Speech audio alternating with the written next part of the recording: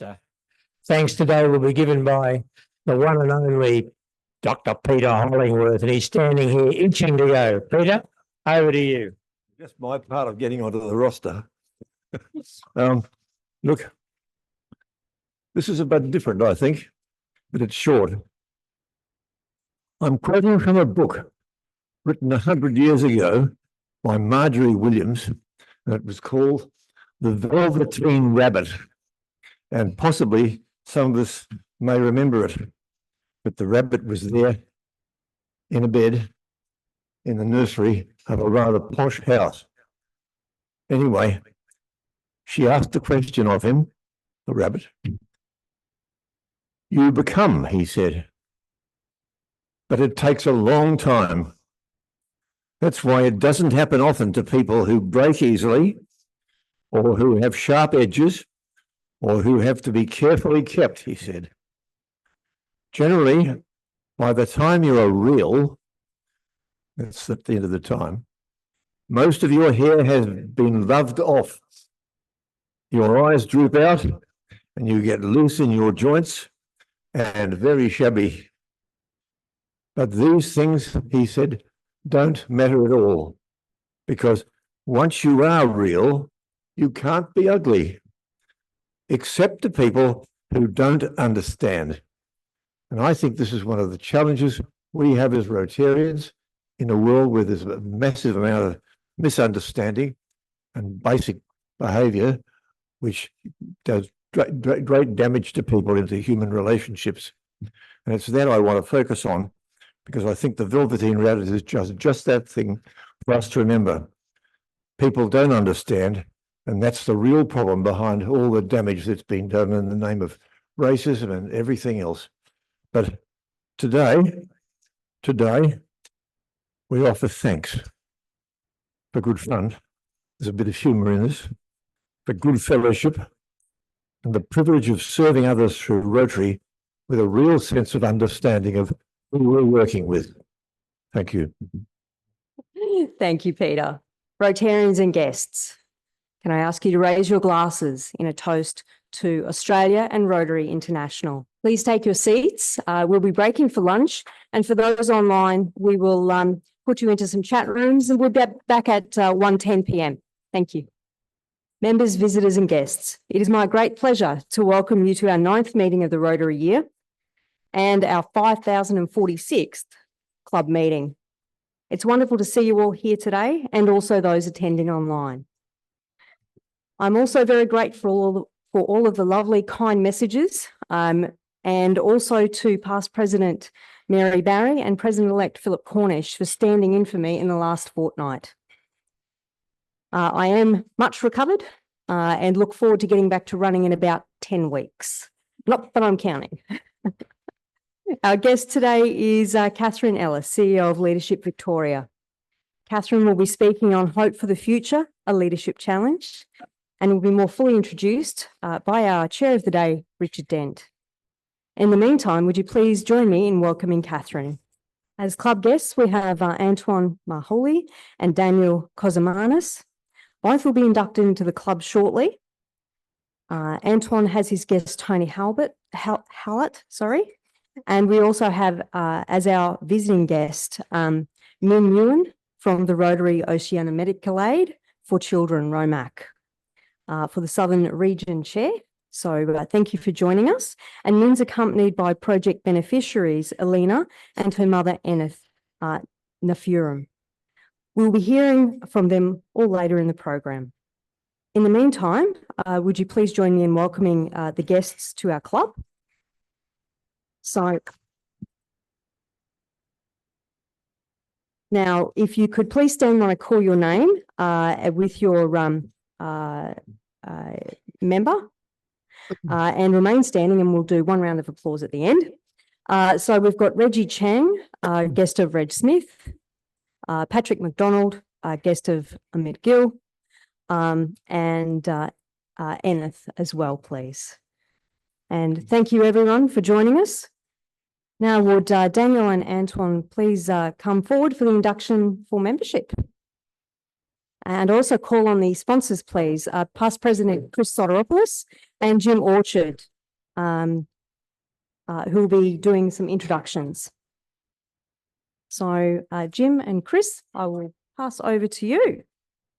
President Catherine, it gives me much pleasure to introduce for membership of the club, Mr. Daniel Koutsoumanis, who holds the position of Director, Boulevard Finance, and will have classification of mortgage broker.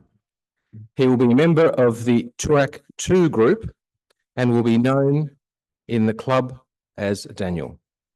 To give you a little bit of background on Daniel, Daniel's firm is based in TURAC.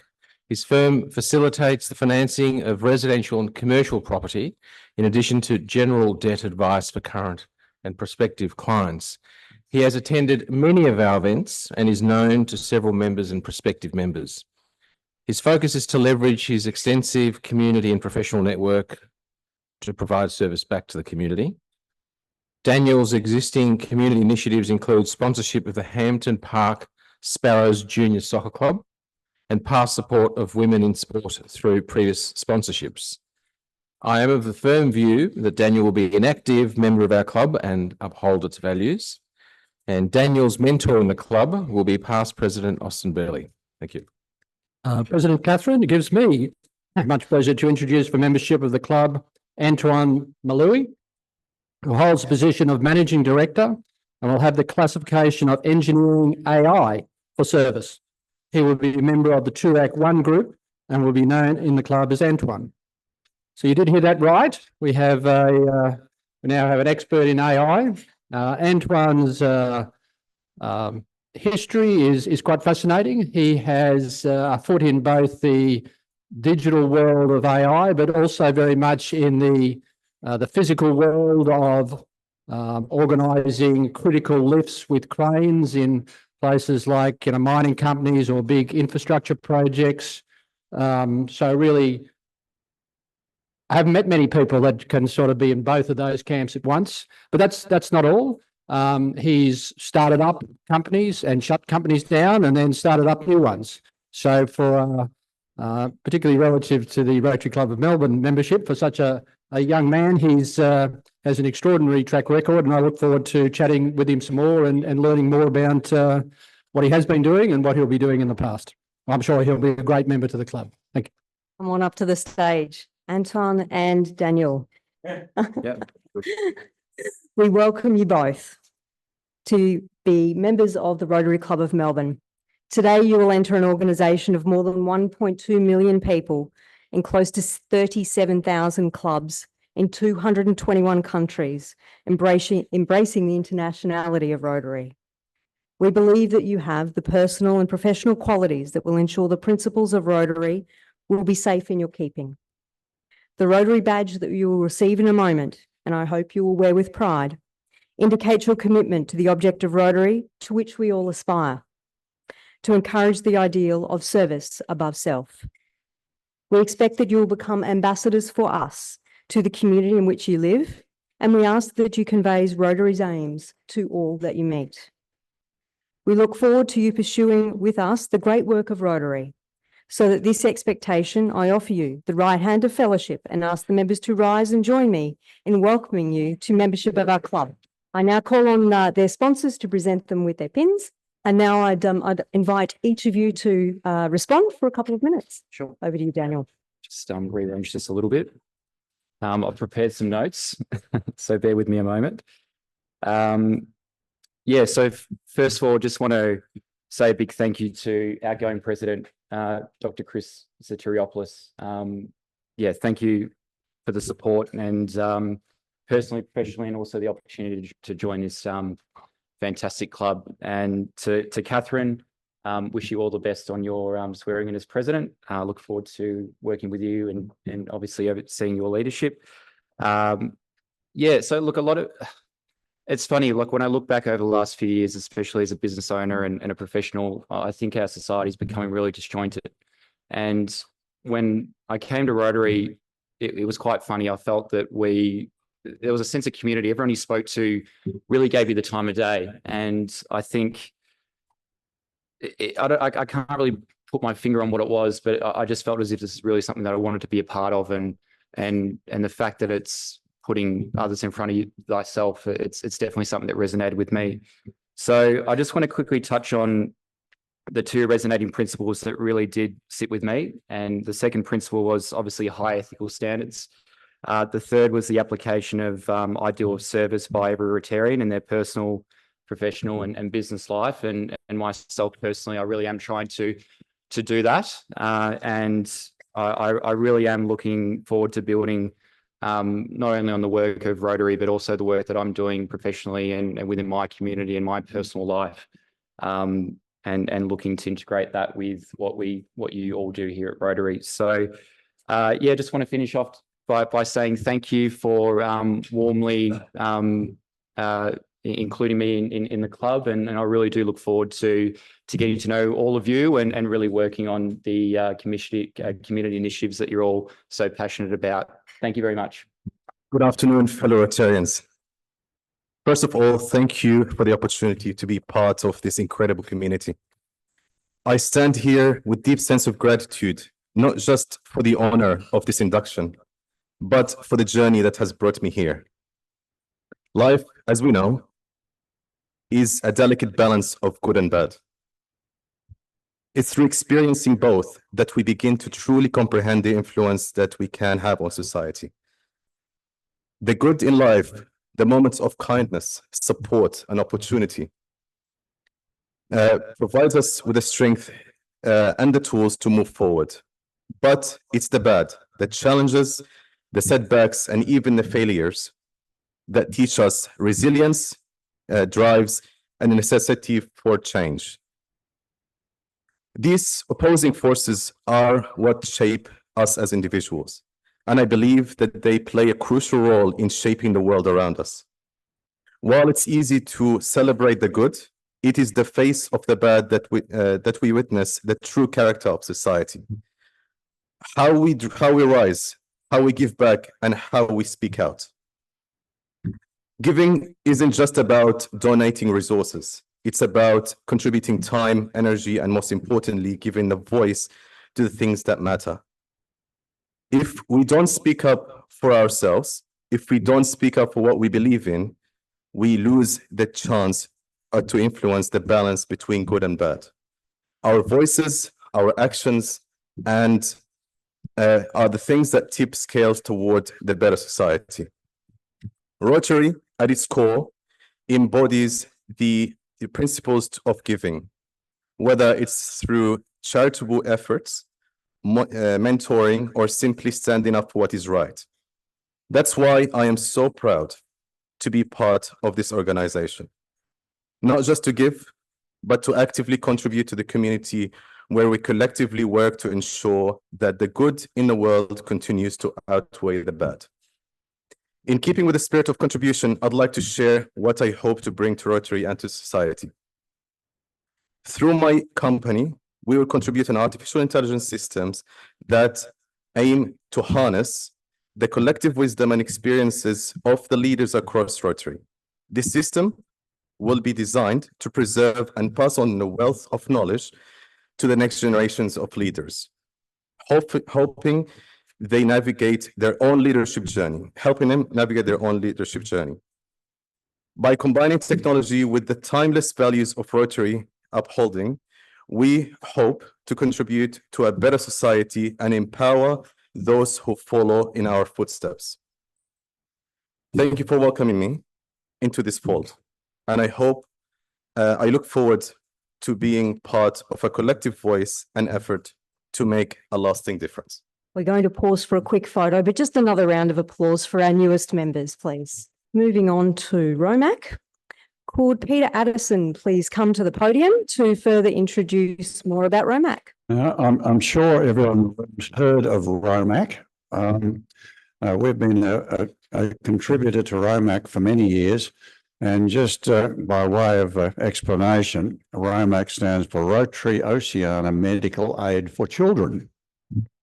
And we're lucky today to have Ming Nguyen, who is ROMAC's Southern Regional Chair, with us today to give us a little spiel about what ROMAC is doing.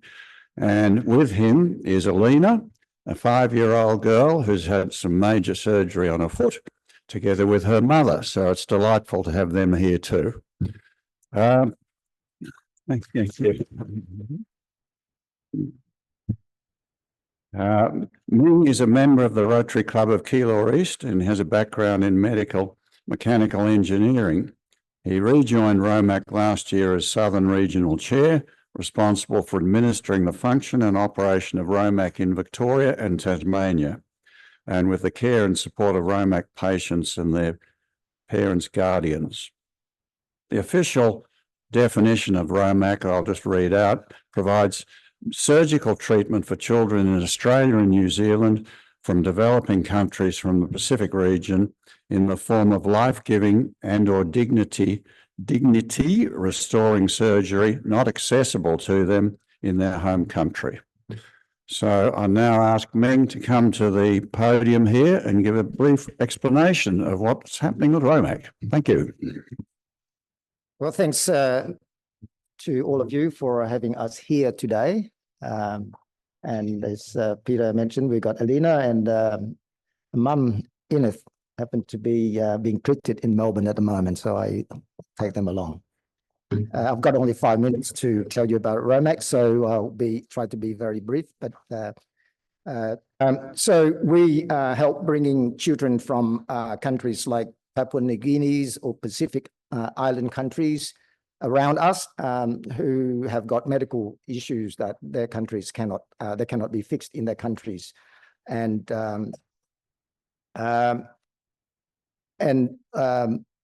how they refer to us is by the Australian surgeons going out there to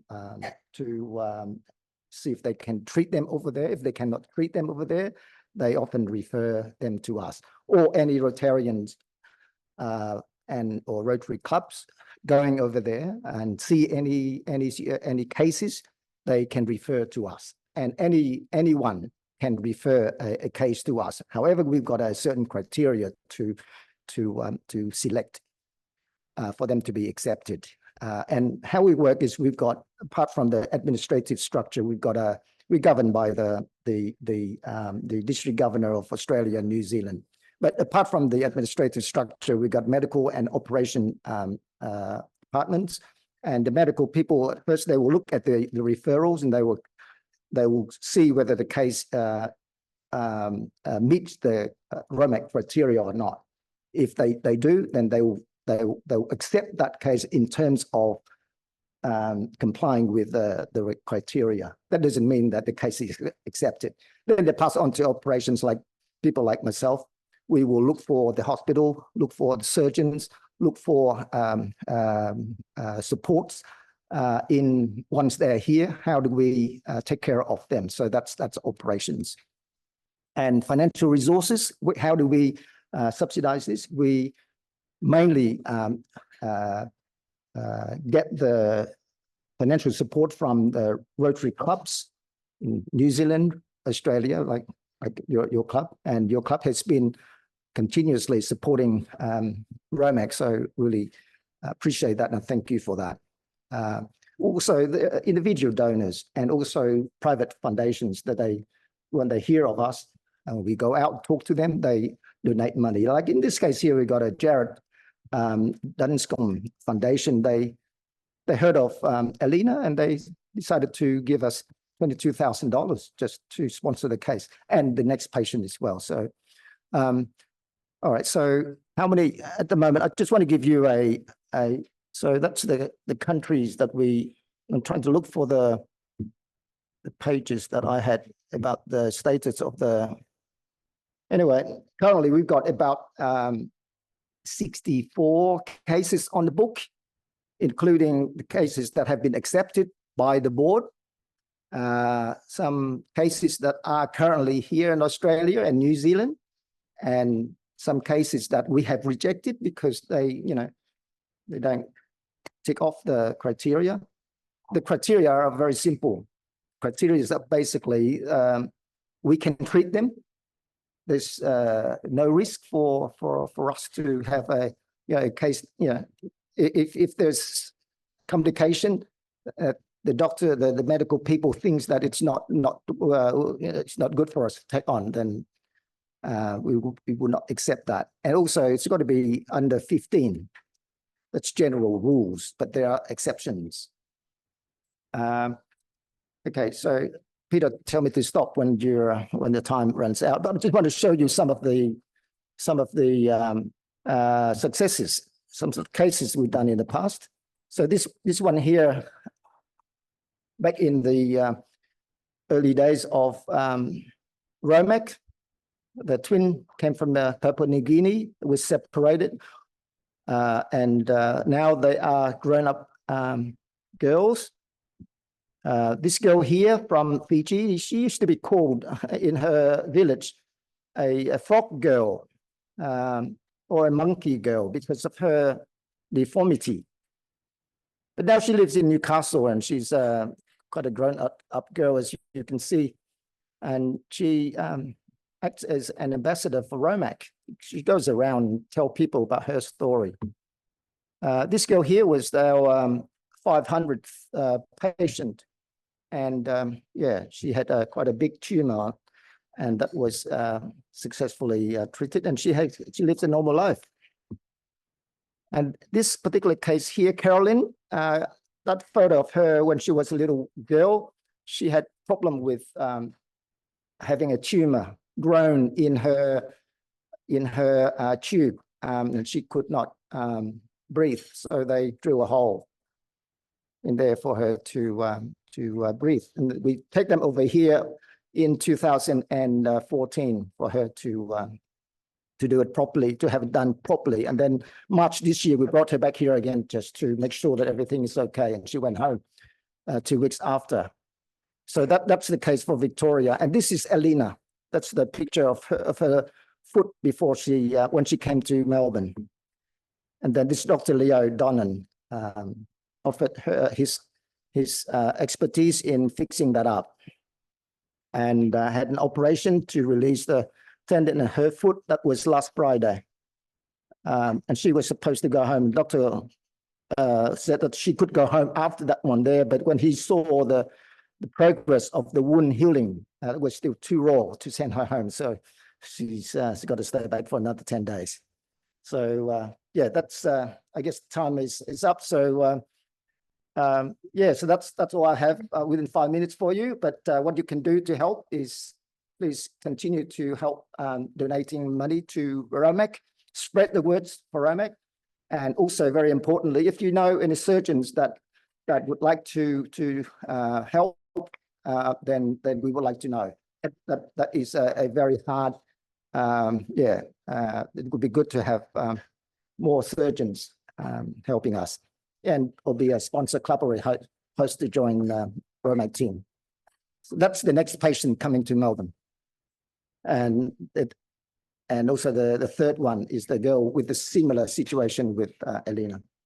So I think that's all. Min, thank you for that. And what a brave little girl you have there. All right. We're up to President notices. Very important, footy tipping. So footy season is well underway. The composition of the final 8, of course, isn't going to be known yet. The competition at the top of the Rotary Melbourne Footy Tipping 2024 is intense and fierce. So make sure that you're continuing to put your tips in, and we will present prizes at the Rotary meeting on Wednesday, the 25th of September. I'm disappointed to see that my team is certainly nowhere near the top of the ladder. But anyway, perhaps another year. On the AFLW competition, starting the 30th of August, for the first time you can tip on the women's football for the bargain cost of $20. So everyone's invited to join in the fun, and an email will be coming out to all of our members. Rosemary Nixon can field any questions, excuse the pun, that you may have. However, she is heading overseas, so make sure it's on email.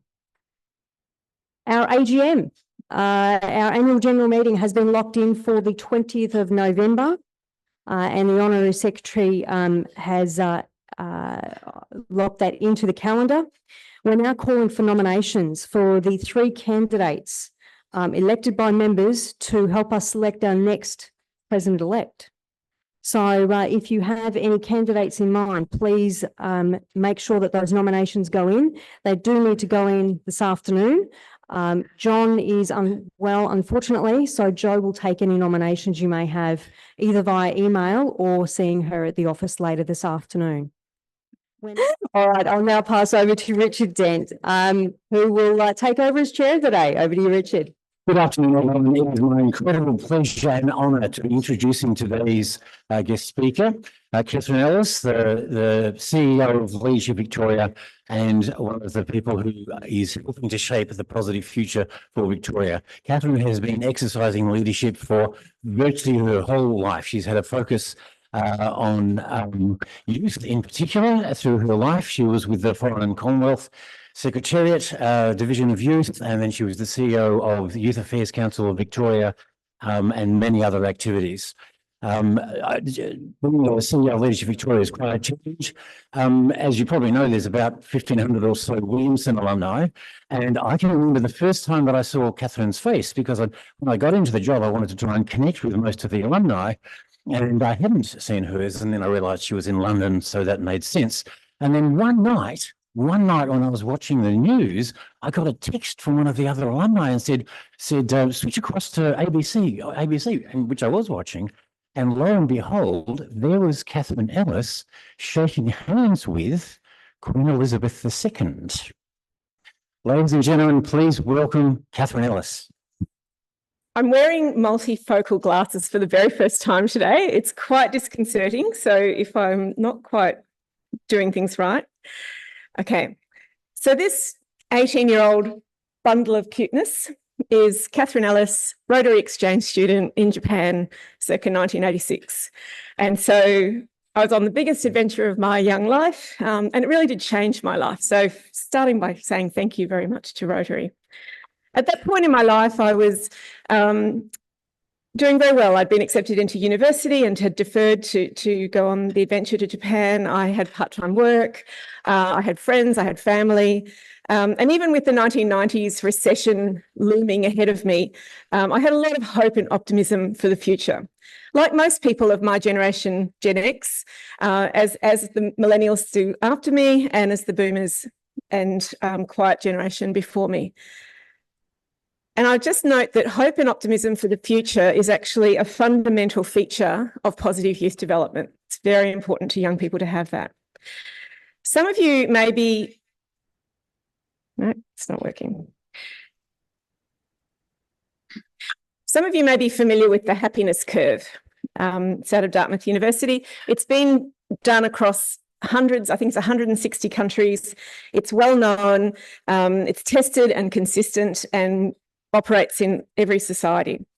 And what it basically says is you are happiest as a young adult and then in the later years of your life. And in midlife, things get very tough. You have young kids, you're dealing with old aging parents, middle management jobs, mortgages, all those kind of things. And midlife happiness takes a very serious dip. The researchers who have done this research over the years actually have been doing more recently, and they've had some very shocking results. The curve has changed shape for the first time in history, and it now looks like this. I'll just say this is not a scientific diagram. This is one I did on PowerPoint, but this is what it looks like now. So it's not a U anymore, it's more of a L. And what that means is that Generation Z, today's young adults, are just as unhappy as people are in midlife. And in fact, in the research that they did, they found that 1 in 9 young women and 1 in 14 young men described every day of their life as a bad mental health day. And it's not a surprise if you've worked with young people.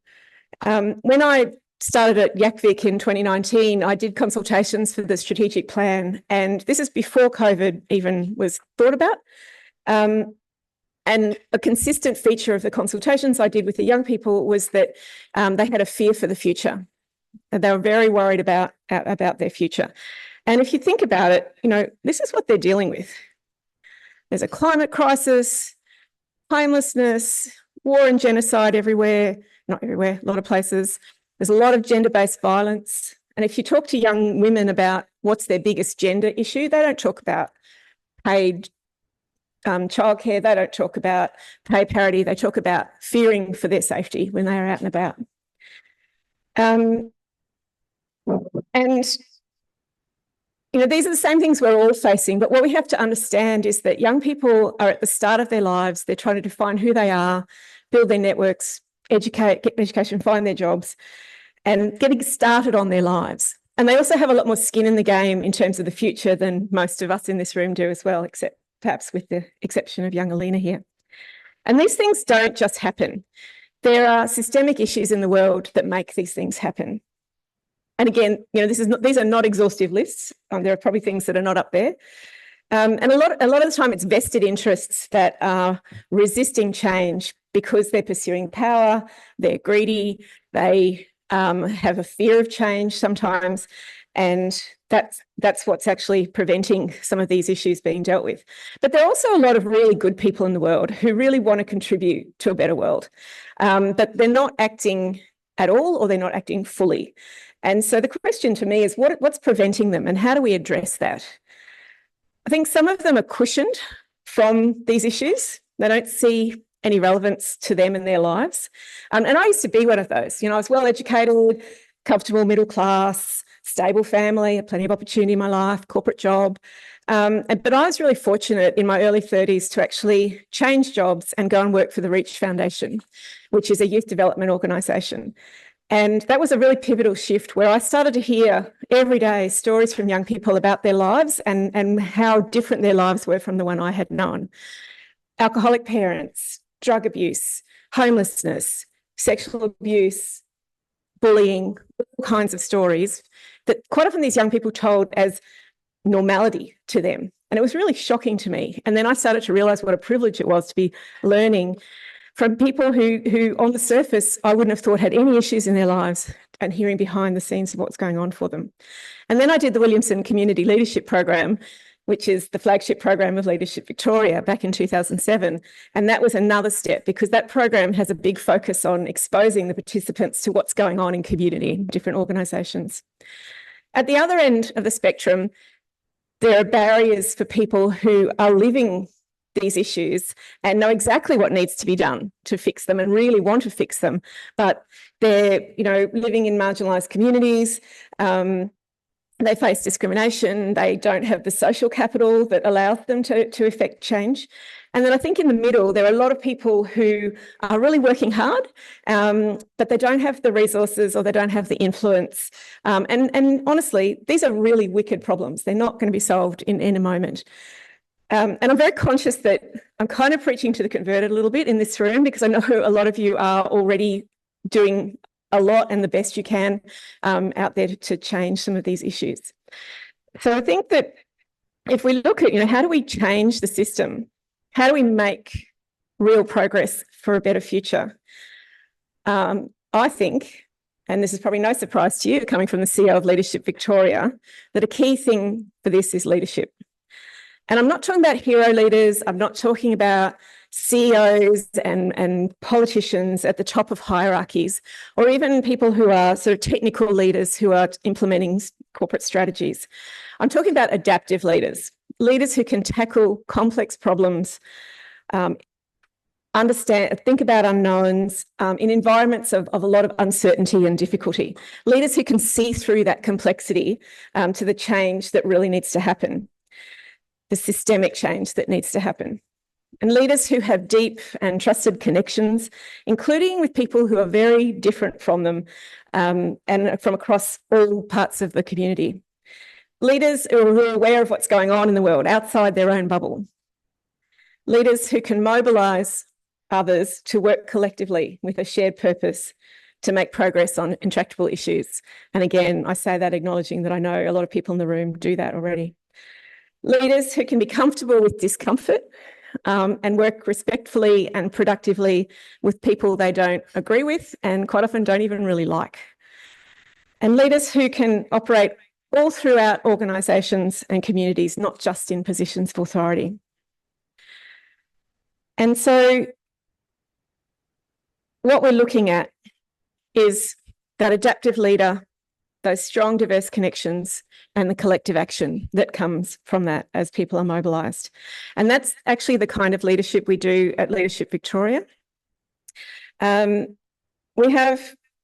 been doing that for 35 years. So this year is the 35th cohort of the Williamson Community Leadership Program.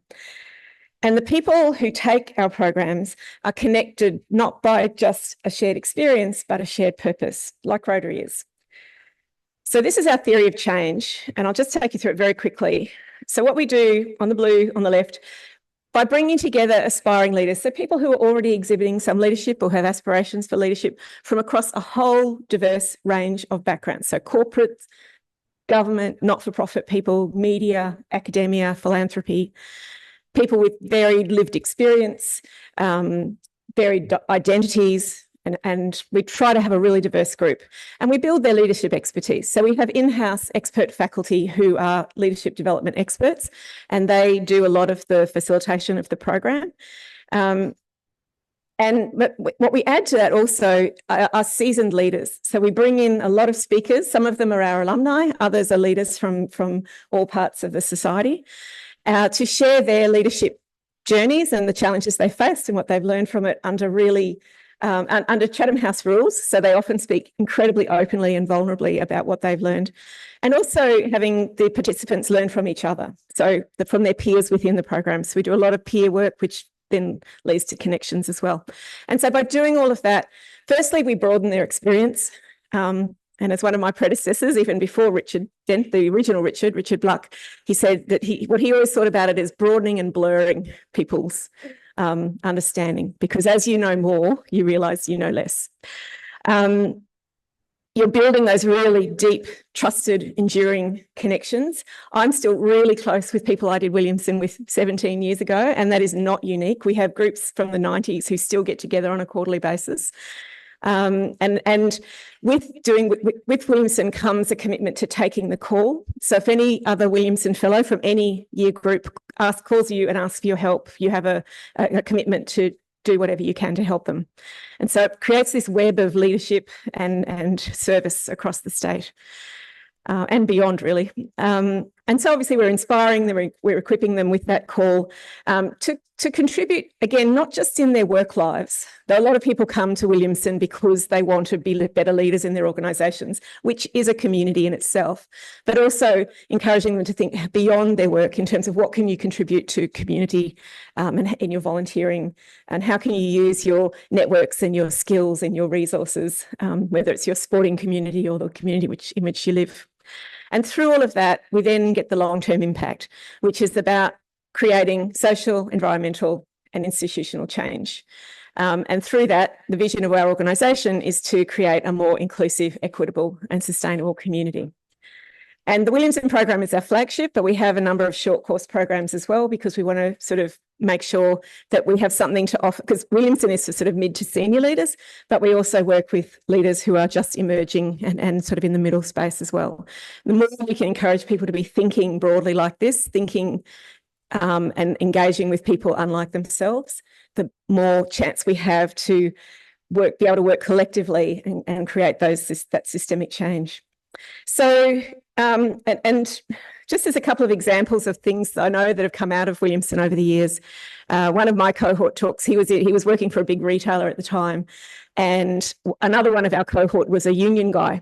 And the corporate guy told me that it actually helped him enormously in his working for a big retailer dealing with unions, because he'd made friends with the person in our cohort and really come to understand from him how union people think, where they're coming from, and the ways that you can actually work together to get results, even when you're coming from opposite sides of the sort of fence. Another group from 2018 decided that they wanted to do something more about First Nations leadership. So they got together to raise money for a scholarship to make sure that a First Nations person every year can do the Williamson program. Another group decided that, and white middle-aged men decided they wanted to support women of colour. So they actually raised money and support women of colour to take on leadership programs with us, but with other organisations like the AICD as well. And there's one that it's sort of one of the legends of the organisation, which is probably close to your hearts very much, which is when leadership, Williamson alumni and Rotary worked together to set up the Timor-Leste embassy, which, and I think those kind of big projects is where I'd like to see us get back to as well. Yeah, so the organisation's gone through some rocky times over the years. We're a small not-for-profit. Unfortunately, in times of challenge like now, some organisations feel it's time to cut back on leadership investment, which is absolutely not the case, because right now is when we need leadership the most, and leadership can be such an accelerator for all the other things that we want to see happen. So we're very much sort of reaching out and encouraging that change. So in terms of what you can do to promote leadership, and again, I imagine many of you are already doing this, learn about and think about the communities you're operating in. Focus on your own leadership capability, your adaptive leadership capability. If any of you would like to do any of our programs, I would love to hear from you. And again, be really intentional in that leadership as you go out into your communities, and do what you can to support leaders, other leaders, particularly those who are from marginalised communities. And that could be about supporting them to do capability building, but it also could be about making sure that they have a seat at the table, even if it means you giving up your seat so that they can have a seat, things like that. Because at the end of the day, leadership is absolutely essential. It's essential for lifting people's eyes to the bigger picture and that common humanity and the desire we all have for happiness and meaning, and also for strengthening the systems and the communities that will rebuild our hope for the future, particularly for children and young people. Thanks. So everyone, we've got time for probably 2 quick questions. Who would like to go first? Over here, who's Scott?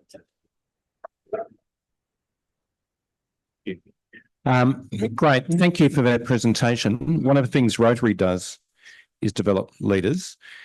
Just in terms of Leadership Victoria, do you encourage people to join service clubs like Rotary Melbourne? I'm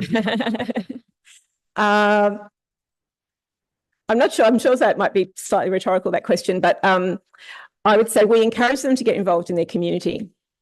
I'm not sure we're specific about service clubs, but I'm a very big champion of the collective, and that people coming together with common purpose is actually the best way to get things done. So I will make sure that in future I mention that. Yeah. Last question. Catherine, thanks a lot for your talk. I was interested in your happiness curve, and especially your hand-drawn red one. The thing that surprised me was an omission. And I believe a lot of the problems with the youngsters comes from them getting their information about life from social media, which is uncontrolled.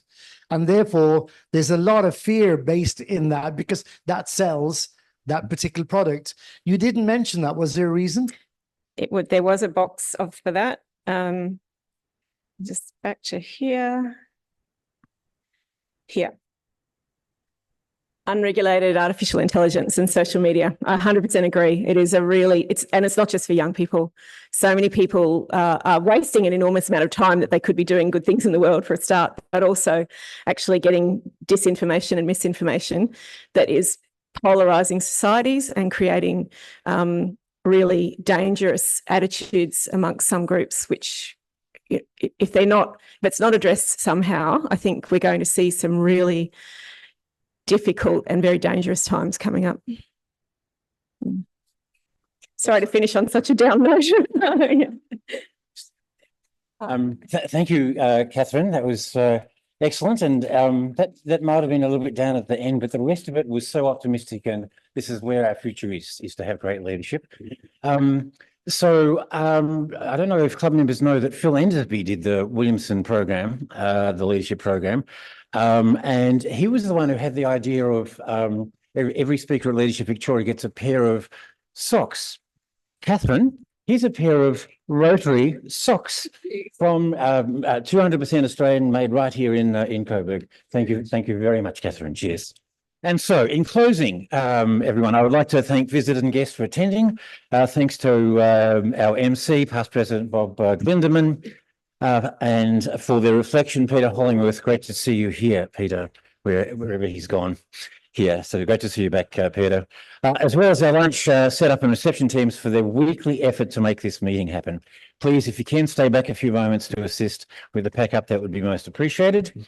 And next week, we are here at number 35, and our guest speaker is, in fact, the District 9800 Governor, Michael Lapina. So please join us then to hear from another important leader from our community.